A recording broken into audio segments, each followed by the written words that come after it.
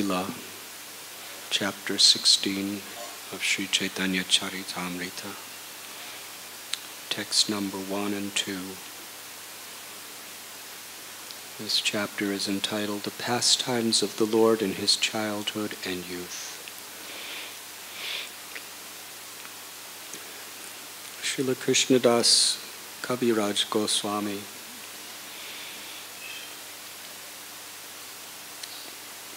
begins this chapter with a beautiful Sanskrit verse.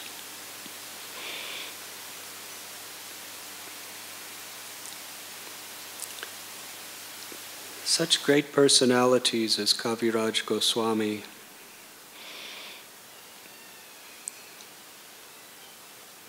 in one poetic expression of love can also reveal the innermost secrets on a very practical level of how one can access the grace of the Lord and thus overcome all obstacles in life.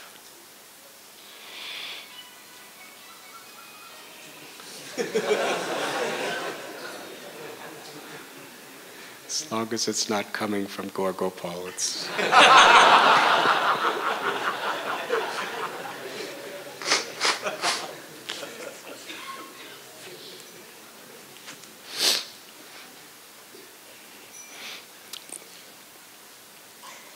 Sri Chaitanya Mahaprabhu, it is described his nectarine mercy.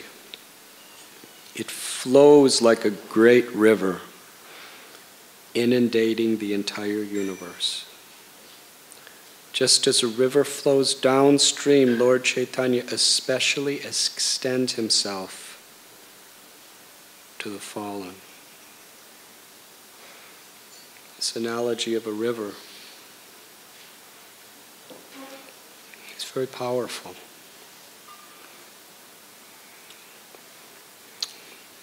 Wherever we go in the world,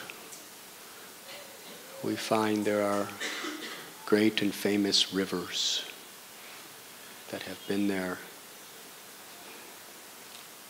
timelessly.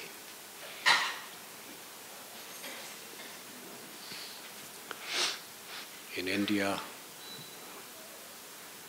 countless rivers, Ganga, Yamuna, Saraswati, Narmada, Kaveri, Krishna,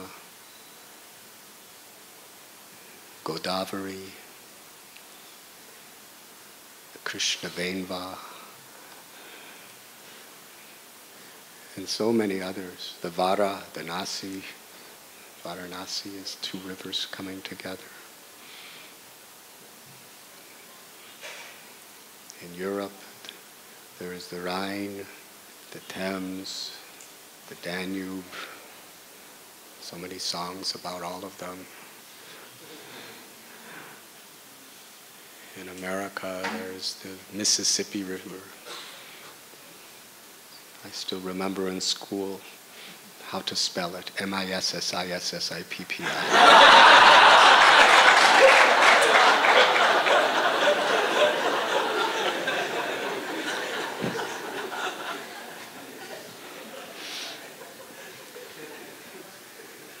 Also known as Old Man River. Just keeps flowing along. Whatever happens in the world, the river just keeps flowing. It was a beautiful song. The slaves used to sing it when they were in total desperation. Being exploited, abused, had no freedom.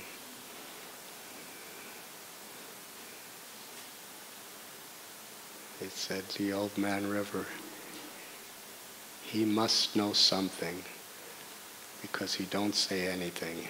He just keeps flowing along.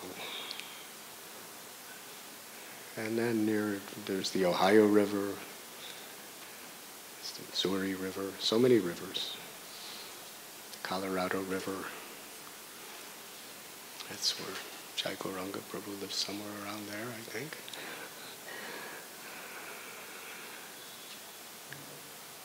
In South America, there's the Amazon River. You have heard of all these? So much of the greatness of a nation is known by what happens near the river. The whole Egyptian civilization was built near the Nile's river. A little lower, there's the Congo River. Most of the Western religions, so much history along the banks of the Jordan River.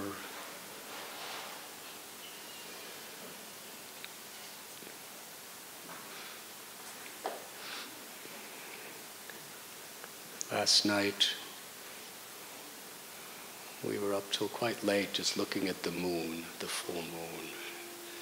And we were thinking, this is Gaur Purnima, a very holy moon. And so many things change in this world, but when you look up in the moon, you see the same moon that people saw during Lord Chaitanya's time. Yes, Bengal is very different from what was Lord Chaitanya's time. Vrindavan is forever, eternally the holy abode of the Lord, but men have done a lot to Vrindavan. When Krishna wasn't there wasn't dharamshalas and restaurants and hotels and golf courses.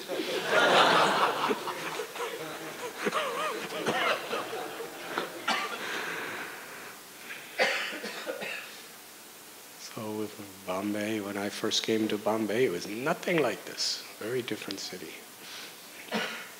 So we change everything, but somehow or other, human beings have not figured out how to change the moon yet. So when you look at the full moon, you see the exact same full moon. We're looking at it from here. Isn't it interesting that in Mayapur, they're looking up and seeing the exact same moon that we're looking at here at the exact same time? And anywhere in the world, when you look at the moon, same moon. And a full moon looks like a full moon, whatever, 5,000 years ago. During Ramchandra, same moon. But interesting is, what we see is never the same from one second to the next. Because it's the light of the sun reflecting, yes? So the light is always different. So it appears to be the same, but actually what we're seeing is constantly being changed. There's so much to learn just by looking in this. And similarly, the rivers. Ganga, Mai. I was just in Rishikesh, sitting on the banks of the Ganga. And just thinking how the Aryans, during that civilization, and then there was the Mughal takeover, and then there was the British takeover, and then somehow or other India got freedom, and sometimes Congress is in power, and sometimes BJP is in power. So many things happen, but Mother Ganga keeps flowing. Although the manifestations within this creation are in constant change. Nothing is actually stable even for a couple seconds. We may look at a big mountain and think it looks still, but on an atomic level, there's always changes happening. Beneath the surface of our mortal eyes, so much dynamic activity taking place, constant change. So Sri Chaitanya Mahaprabhu's mercy is like the greatest of all great rivers. It is forever flowing and inundating the entire universe.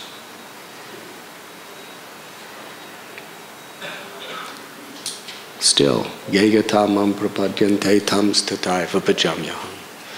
The Lord reciprocates with how we are willing to open our hearts to receive His mercy and to surrender. So the Lord can inundate the entire universe, and still the majority of the population may not take advantage of it. It's like in a desert. There could be beautiful, wonderful water, but if nobody's willing to go to drink it, that is the problem. And really, what is the Krishna consciousness movement? It's not creating the river. The river's already there. It's trying to somehow or other persuade people. Drink from this water. People are so busy drinking the waters of the temporary materialistic satisfaction, striving after these things, mad after these things, spending so much time risking their lives to try to quench their thirst with the salted waters of material enjoyment.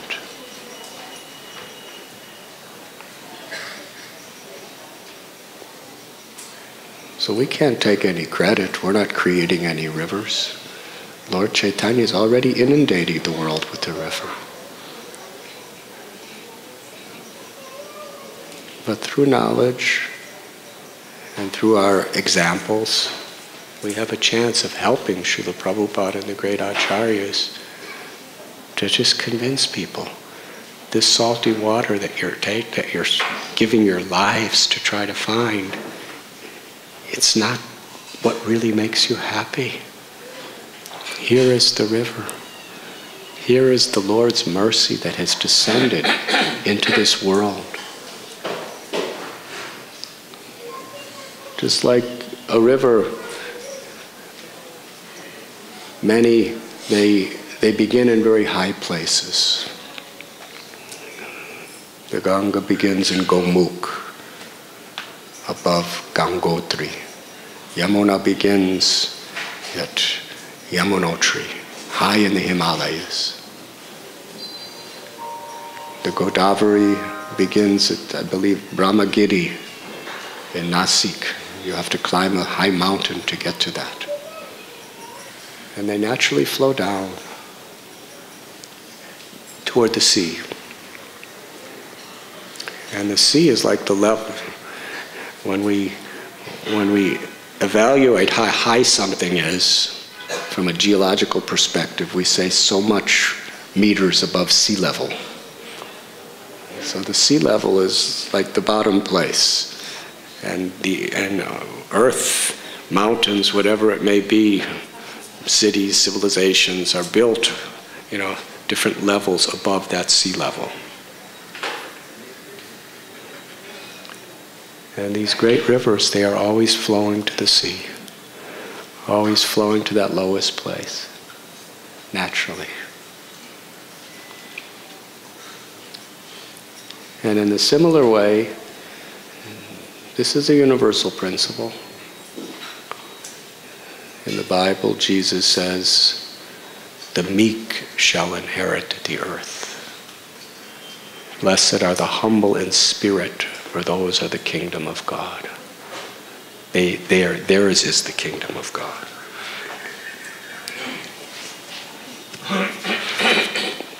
And Srila Prabhupada explains that when great souls talk about being fallen, it doesn't necessarily mean that they are fallen. It means that they feel fallen. There's a very, very distinct difference. We're supposed to feel fallen, but we're not supposed to be fallen. Because there are a lot of fallen people. But the river of that mercy, they're not accessing it. To feel fallen is humility. And Krishnadas Kaviraj Goswami is not just speaking it, but he's feeling it in his various beautiful expressions of his heart. One verse, he says that I am suffering due to material disease and this, with the symptoms of the boils of envy. And in this state I take shelter of the great physician, Sri Chaitanya Mahaprabhu.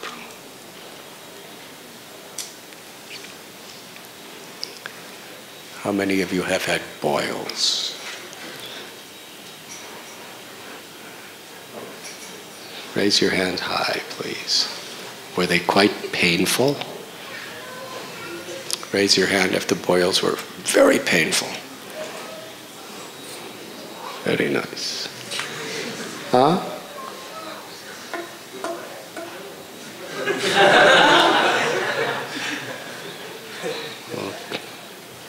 What, Govinda, what are you saying?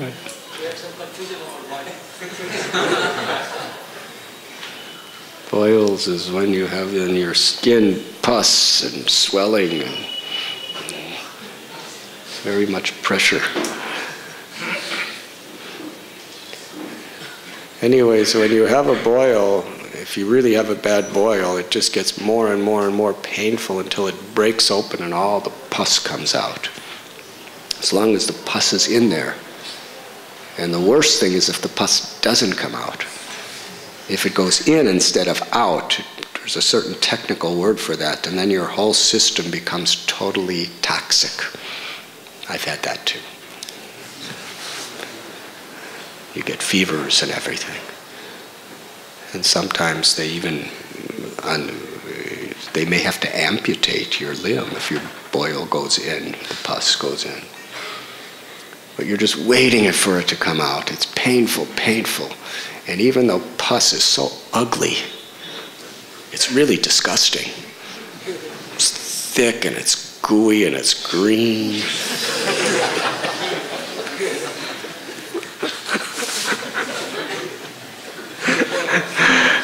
Swamis have these inclinations. It's disgusting.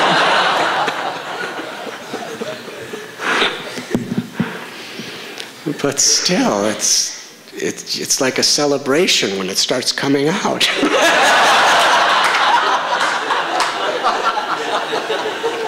You're just waiting day after day, when's it going to come out? And you can't make it come out. It has to come out on its own. Even if you try to puncture it, if it's not ready, it just doesn't come out.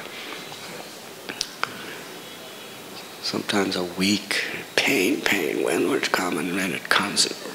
It's the most disgusting stuff you could possibly imagine, but you're so happy to see it because it's coming out of you. So Kaviraj Goswami is giving a good analogy that envy is like boils, the worst possible boils. See?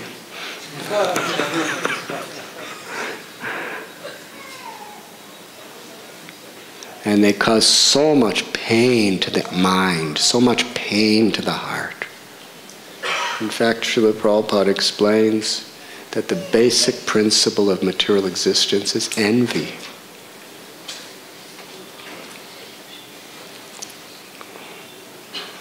When we want to be the proprietor, the controller, the enjoyer, it's a symptom of envy of God. And if we're envious inherently, then we potentially could be envious of anybody if the circumstances just are favorable or unfavorable, however we want to interpret it. Brothers, sisters and sisters, brothers and sisters, friends and friends, partners. We see in this world so much envy. In the name of God and religion, so much envy. We don't want to see. There was one, Oscar Wilde, I think it was. He said he said it takes a good man to sympathize with someone's suffering, but it takes a very great man to to sympathize with someone's success. When somebody's suffering, we have a tendency to put out to really, feel very favorable toward that. But when somebody's successful, the tendency is to be envious of them. It's a very, very deeply rooted human tendency. And Srila Prabhupada, he just makes it so clear why we don't get it is a great wonder. Srila Prabhupada again and again, he defines so simple. He said, a Vaishnava means to be without envy. That's what it actually means to be a Vaishnava. It's not just about putting on tilak and putting on kantimala and folding your dhoti nicely and wearing your sari, in such a way that nobody sees your hairs. I don't know what they do, but it's not just about, carrying a bead bag around. All these things are very, very, all these aspects, and it's not even just about doing your sadhana or following the 4 regulative principles. That's not what a Vaishnava is, essentially. Following the regulative principles, doing our sadhana, wearing tilak and saris and dhotis are all methods that are meant to bring us to the point of being non-envious. But being a Vaishnava means to be without envy. Because you can't love God if you're envious. They are total opposites, love and envy. They are the most opposite things in creation, love and envy. Hate is a symptom of envy. The root cause of hate is envy.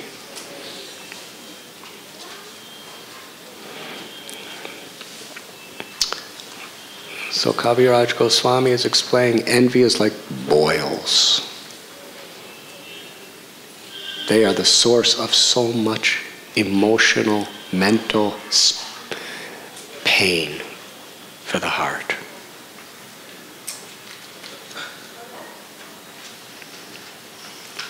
Due to the material disease, he said, I am contaminated by the disease of material infection and suffering due to the boils of envy. So this material infection, the symptom is envy.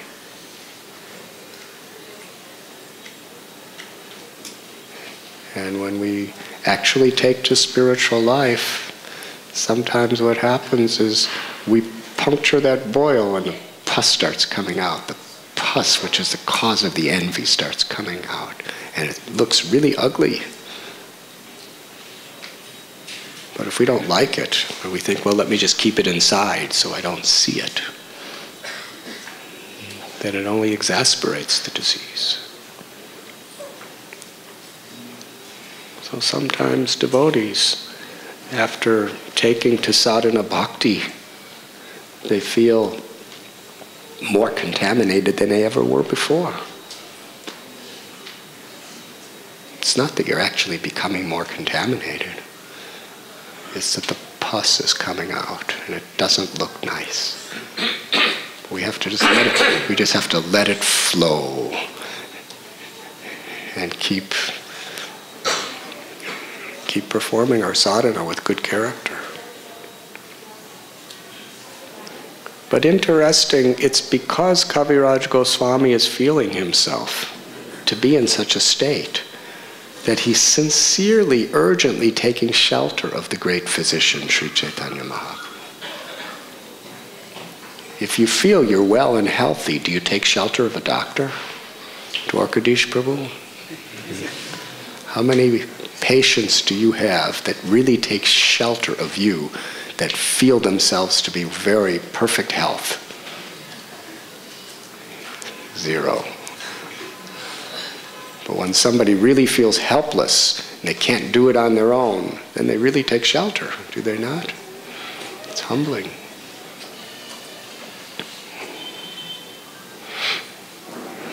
Similarly, Krishnadas Kaviraj Goswami writes that I'm more sinful than Jagai and Madhai. If anyone hears my name, they lose their piety. And if anyone speaks my name, they become sinful. And he begins that verse by saying, I am lower than a worm in stool. That's quite graphic. I think that goes beyond the boils of envy. Because he was a Goswami too. Great Goswami. These analogies are very striking. They really hit you hard. It's not that we should just read it and go over it. We should meditate on it. What does it mean to think yourself lower than a worm in stool? You have to put yourself in that position. First of all, you have to meditate on stool.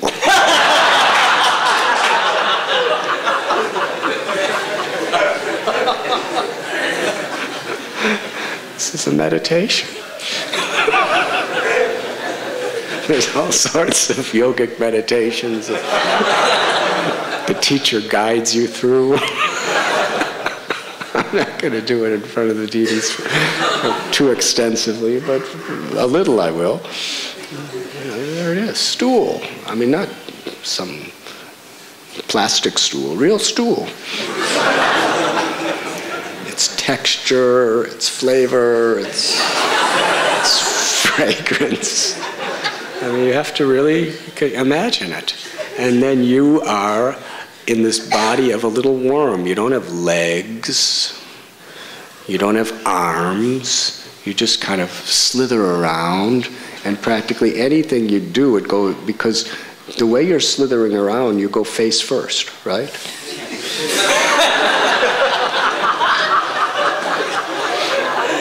Like now we walk with our legs, we have our hands, so our mouth is in a different place. But a worm, wherever he goes, he just goes face first, and everything goes in his mouth. And everything goes in his nose, if they have noses. It just, everything. And that's where you live. It's a low position, isn't it? He's saying, I am lower than a worm in stool. And what does he mean?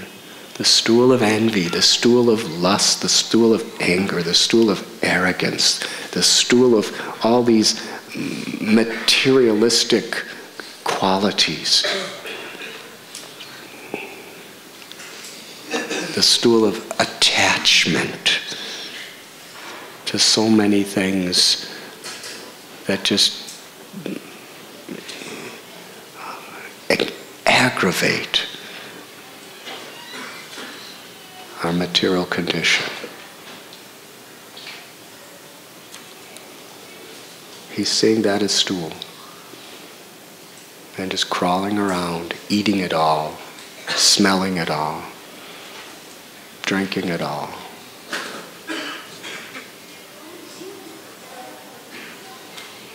And Srila Prabhupada, he gives the analogy too. He said dry stool is very unpalatable for a hog or a worm, but wet stool is very delicious.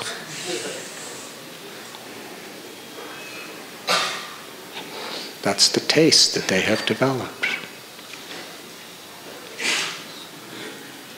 So in this state, Krishnadas Kaviraj Goswami is Trinadapi Sunichena, Tador Iba Sihishnana, Amanina Manadena Kirtaniya Sadahari.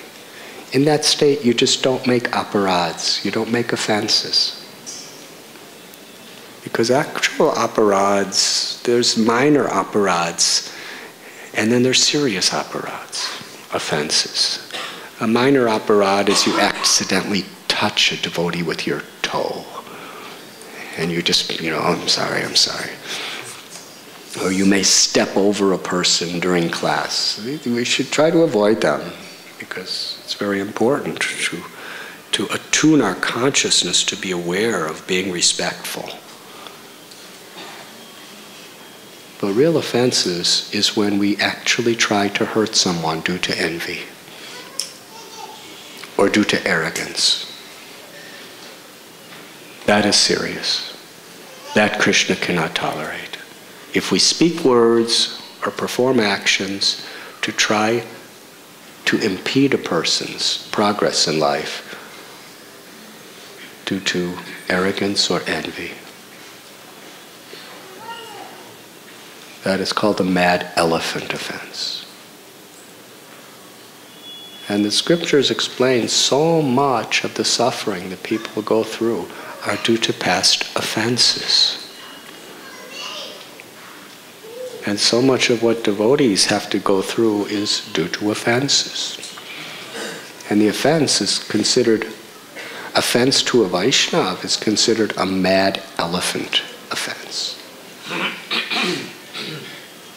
How many of you have encountered mad elephants?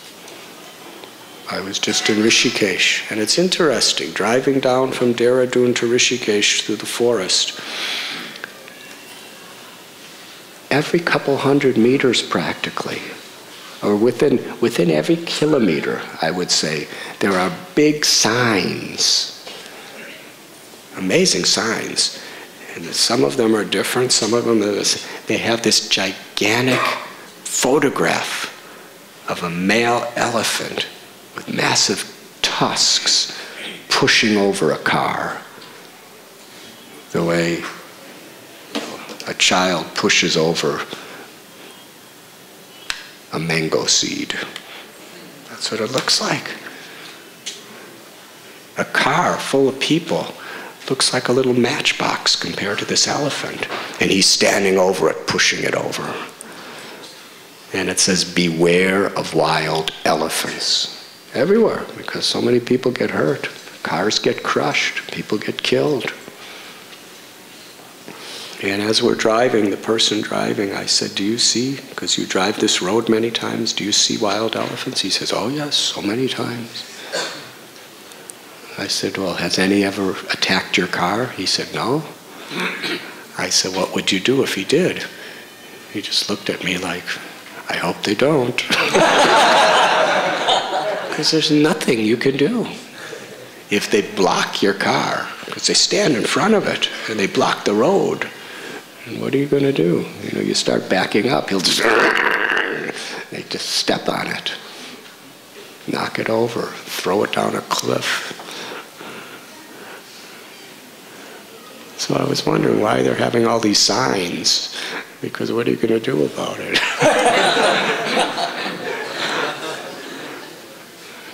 But then I was thinking, you know, people could chant the holy name when they're driving. Sincerely, that's probably the value of the signs. But our farm community, Gokul Dham in Karnataka, His Grace Bhakti Rasamrita Maharaj, Madhava Prabhu, and so many devotees are there. They told me, one time I was there, and they told me that there's very, very clear water on the neighbor's farm. And we have an ox cart with a big water storage that we take there and fill it with water and then bring it back to our place, because we don't have that fresh water like they do.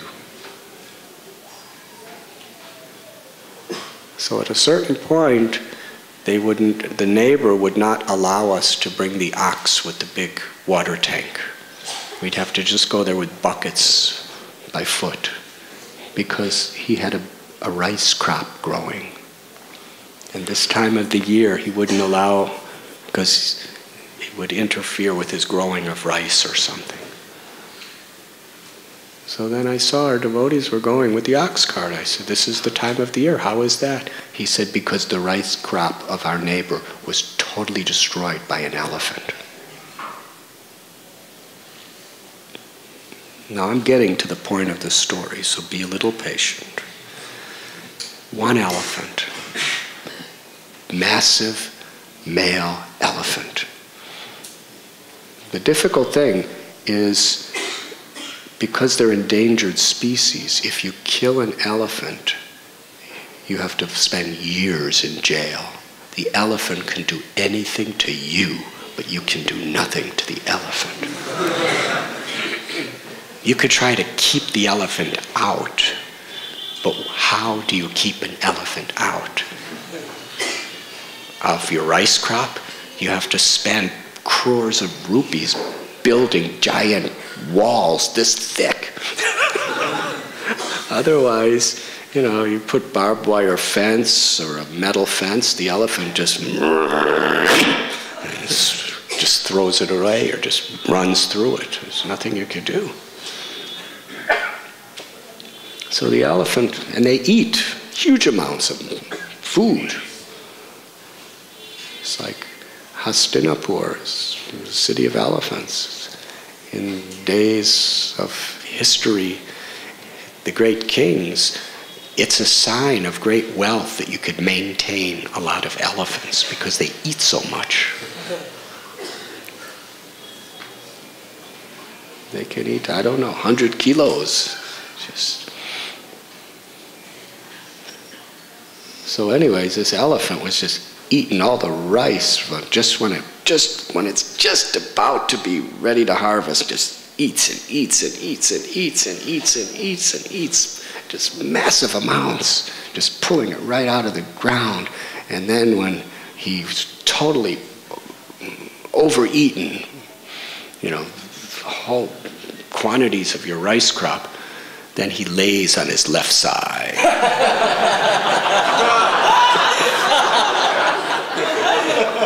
And wherever he lays, he completely crushes and destroys the crops that are there. And then, he just starts rolling around and laying at different places, getting up and laying here and laying here. And whatever he lays on is destroyed. And then after he gets up, he starts eating more and more and more. And they come at night. And this elephant, in a matter of a few days, destroyed his entire crop of rice. And some years, he brings friends.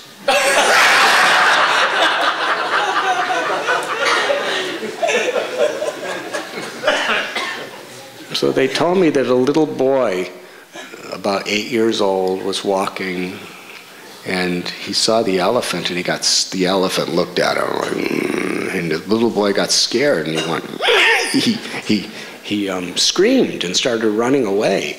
And you can't run away from an elephant. They're really fast because they're so huge. So the elephant charged at this little boy and trampled him with his giant feet and pierced him with his tusk. It killed the child. And still, they couldn't do anything to the elephant. So a few days later, this was just on the property adjacent to ours. A few days later, I think it was a couple brahmacharis, they were walking, and the elephant saw them.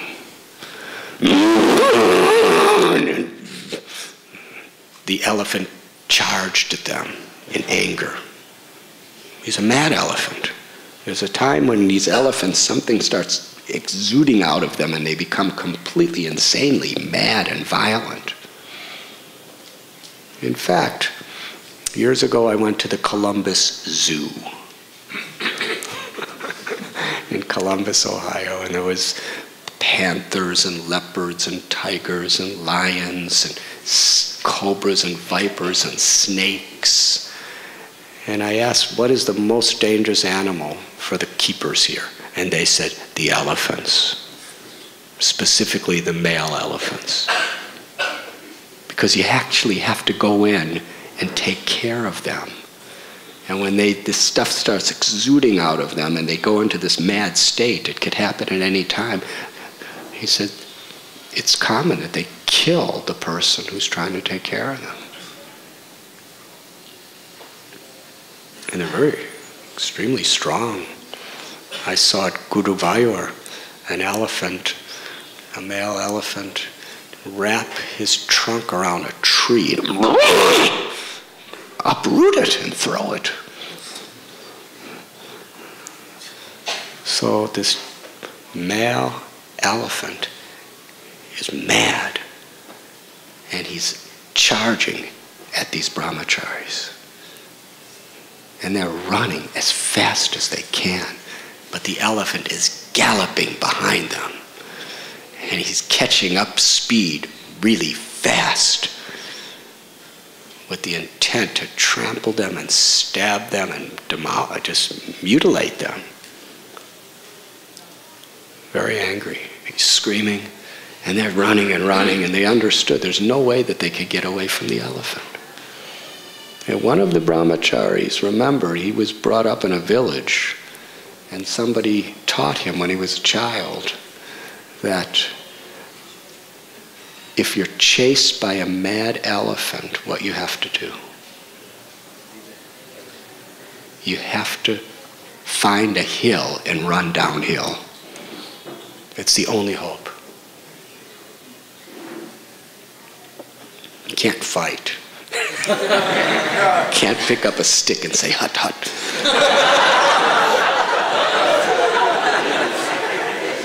Even a gun, even if you have a pistol or a rifle, it doesn't work. You know, for an elephant, you have to have an elephant gun.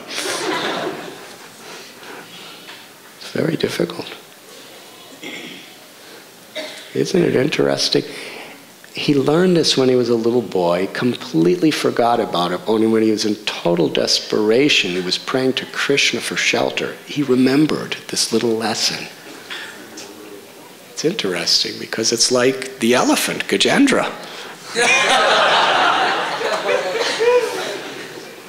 Gajendra completely forgot about who he was in his past life and all that. And when he was in the crocodile's jaws and he was about to die, then the elephant, you know, somehow or other, in that point of desperation, he remembered the prayers he learned as King Indradyumna in his past life, and that saved him. He prayed to the Lord, and the Lord came down, and he prayed with total humility. Yes? Gajendra, he prayed in total humility. He understood, I'm the king of the entire jungle, but now I'm about to die by this little crocodile. There's nothing I could do. He was exhausted. He had lost all his strength. He was humiliated in front of his wives and his children and everybody else. He was finished. And with total humility, he remembered these prayers and picked up a lotus and surrendered to the Lord. So these brahmacharis, one of them remembered in that state of the highest desperation that if you want to escape a charging elephant, you have to run downhill. And there happened to be a hill right on the left side of them. So they just jumped down the hill and started running, and as they were running, they were falling and rolling and getting up and running and falling and rolling and getting up and running, and the elephant charged after them down the hill. But because elephants' bodies are so heavy, they can't go fast downhill. If they do, they'll fall. And so the elephant had to go really slow downhill, kind of putting his weight backward as he was going. So they escaped.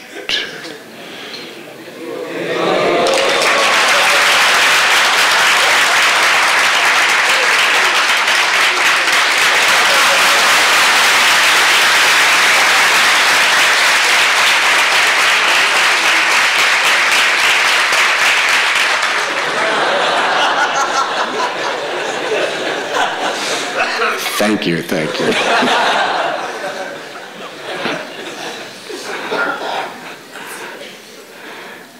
And when I heard this story, I was thinking, that's it! That is it!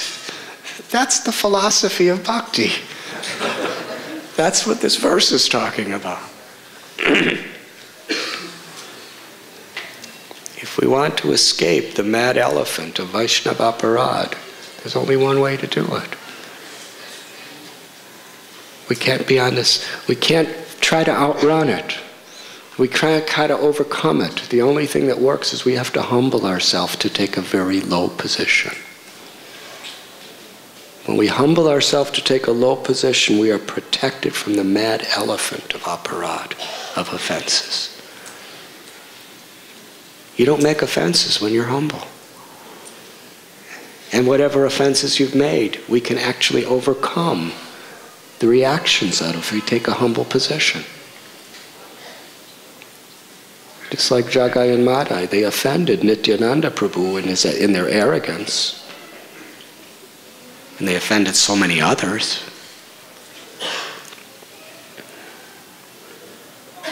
And it wasn't by their intellect. It wasn't by their tapasya. It wasn't by any rituals that they could overcome it. It was only when they fell at Lord Nityananda's feet, and with a genuinely sincere and serious heart that Prabhupada talks about here, that they humbled themselves to beg forgiveness and to want to serve. They were completely forgiven. And when Madhai asked Nityananda that, I hurt you, but you forgave me, but what about everybody else I hurt? Nityananda Prabhu said, humbly serve everyone. Clean the bathing ghats of Navadvip. And whoever comes to those bathing ghats, beg forgiveness and serve them with all humility. And build a new ghat with your spade to serve them. And whoever came before Madhai, he would perform his prostrated obeisances, he would beg forgiveness, and with all humility, he would serve them. It wasn't just a vocal thing, but he would build ghats for them, he would clean for them, he would carry their clothes for them, he would wash their clothes for them. He freed himself of all the aparads he ever did by taking a humble position. And in that humble position,